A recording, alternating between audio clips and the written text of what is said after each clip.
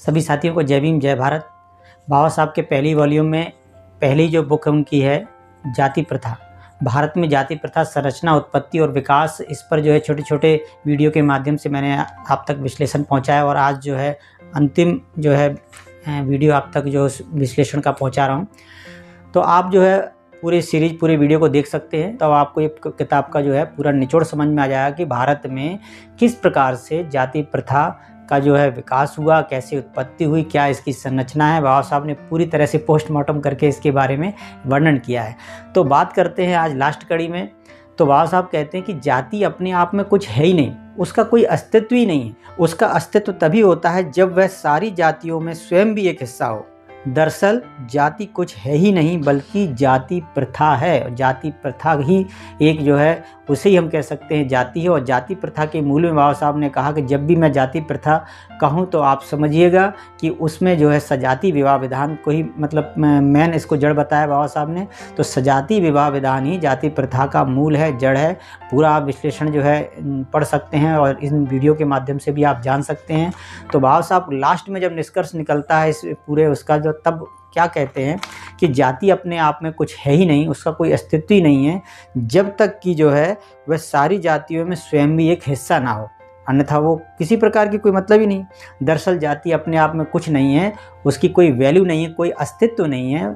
वह क्या है वास्तव में जाति प्रथा है।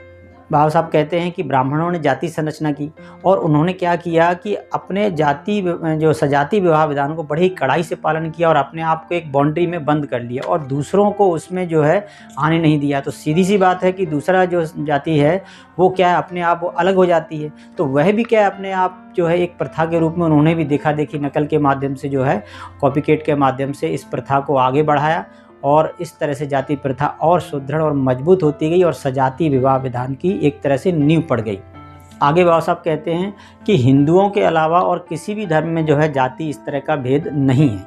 लेकिन आप इसी तरह से समझिए जैसे धार्मिक है, हिंदू, मुस्लिम, सिख, ईसाई, जैन, बौद्ध, पारसी या कोई भी जैसे अलग अलग जो धर्म हैं, यदि मान लीजिए 4 प्रकार के धर्म हैं, 5-6 धर्म हैं, वो अपने आप को अलग कर लें तो जो एक जो धर्म दूसरा बचेगा वो भी क्या करेगा, मजबूरी में उसको वो अलग हो जाएगा वो।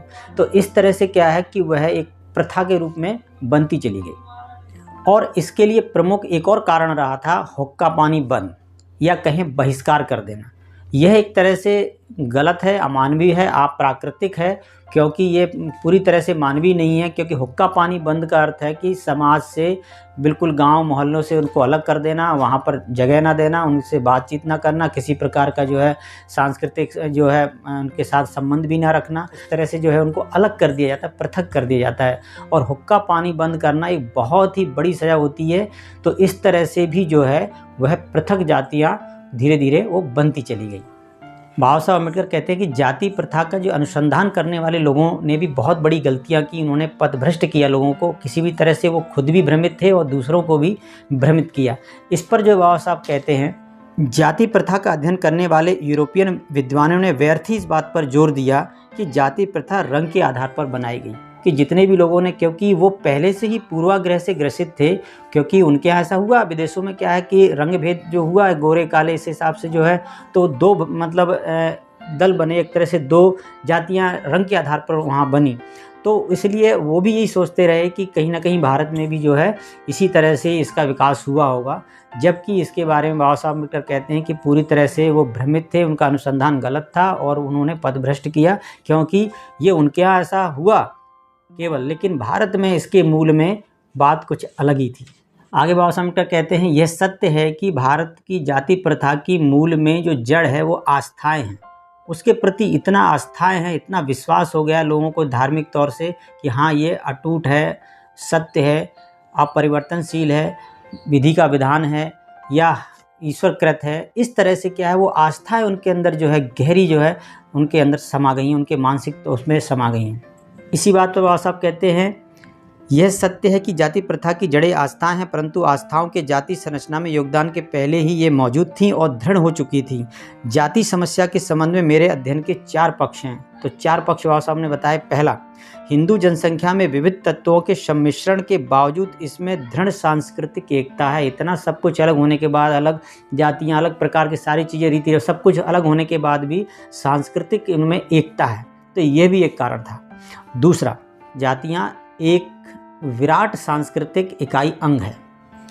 तीसरा, बाबा साहब ने कहा कि शुरुआत में केवल एक ही जाति थी, लेकिन बाद में धीरे धीरे जो है ये अलग अलग जो है कर्म के आधार पर जो है वर्ण बनते गए, और उसमें भी फिर जो है ब्राह्मणों ने क्या किया कि सजाति विवाह विधान की नींव डाली, और धीरे धीरे क्या है उसको इतना मजबूत किया कि और जो जातियाँ वो बहिष्कृत होकर वो बनती चली गई, और उन्होंने नकल करते करते जो है सजाति विवाह विधान की प्रथा को अपनाया, और धीरे धीरे जातियाँ इस तरह से बनती चली गईं। और चौथा, इन्हीं वर्गों के बहिष्कार से विभिन्न जातियाँ बनी।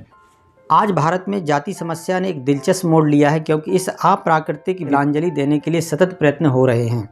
इस विषय में व्यवहारिक महत्व के साथ ही जाति प्रथा एक सर्वव्यापी व्यवस्था हो गई है, और इसका सैद्धांतिक आधार जानने की उत्कंठा मुझ में जगी। उसी के परिणाम स्वरूप मैंने विचार आप लोगों के सम्मुख उपस्थित किए। ये बाबा साहब कहते हैं, जिन्हें मैं सार्थक मानता हूँ, और वे बातें आपके समक्ष रखीं जिन पर यह व्यवस्था टिकी हुई है, उसकी जड़ें हैं। इस बुक के जो लिखने बाबा साहब अंत में कहते हैं, मुझे बताना है कि अनुसंधान का सही मार्ग कौन सा है, ताकि एक सत्य उजागर हो। हमें इस विषय के विश्लेषण के पक्षपात रहित रहना है। भावनाओं के लिए कोई स्थान नहीं होना चाहिए, बल्कि इस विषय पर वैज्ञानिक और निष्पक्ष रूप से विचार किया जाए। मैं इस बात से प्रसन्न हूँ कि मेरा दृष्टिकोण सही दिशा में है।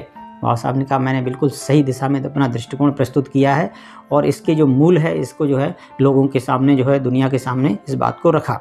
मुद्दे पर जो असहमति है वो तार्किक है, फिर भी कुछ बातों पर सदा असहमति बनी रह सकती। जहां मुझे इस बात पर गर्व है कि मैंने जाति प्रथा के बारे में एक सिद्धांत प्रतिपादित किया है।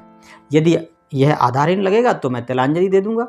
ये जो उस समय जो बाबा साहब ने अपनी ये अध्ययन लिखा, एक थीसिस लिखी या शोध लिखा, अनुसंधान लिखा, तो उसके बारे में भारत में जाति प्रथा की किस प्रकार से उत्पत्ति हुई, उसकी संरचना क्या है, उसका विकास कैसे हुआ, इसकी मूल जड़ में क्या था, तो बाबा साहब ने निष्पक्ष भाव से पूरी तरह से पोस्टमार्टम कर दिया जाति व्यवस्था का, और इसमें आप पढ़ सकते हैं। और इस ये अछूते विषय पर जो है कम चर्चाएँ हुई, इसलिए इस विषय को पहले वॉल्यूम को जो है मैंने आपके सामने रखा। और आप इस वीडियो को, इन वीडियो के कड़ियों को लोगों तक ज़रूर शेयर कीजिए, और ताकि इन विषयों पर लोगों को जो है पढ़ने, बाबा साहब को मानना तो ठीक है, बहुत लोगों ने बाबा साहब तो मानते तो हैं, लेकिन बाबा साहब को जानते नहीं हैं। जानने के लिए उनको जानना पढ़ना पड़ेगा, उन्होंने क्या जो है सिद्धांत दिए, क्या बताया समाज के बारे में या अपने इतिहास के बारे में, वो हमको जानना होगा। तो बाबा साहब इसीलिए कहते हैं, जो समाज अपना इतिहास नहीं जानता वो इतिहास का निर्माण कर भी नहीं सकता। तो मिलते हैं अगली जो कड़ी में। जाति प्रथा का कारण तो उन्होंने बताया, जाति प्रथा की संरचना, उत्पत्ति और विकास के बारे में बताया। इसके बाबा साहब ने ये भी बताया कि जाति प्रथा का उन्मूलन कैसे होगा, ये नष्ट कैसे होगा, इसको ख़त्म कैसे किया जाएगा, या इस व्यवस्था को किस तरह से ध्वस्त किया जाएगा। तो अगला जो उनकी बुक है जाति प्रथा का उन्मूलन, जो एक स्पीच है, जो भाषण था, जो मतलब नहीं जो पढ़ा गया जा सका, लेकिन बाद में पुस्तक के रूप में लोगों तक ये पहुंचाया गया। तो और ये वॉल्यूम में ये है। तो अगली कड़ी में इस पर जो है वीडियो कुछ जो है अखंडों में आप तक पहुंचाऊंगा। तो सभी साथियों को जय भीम, जय भारत।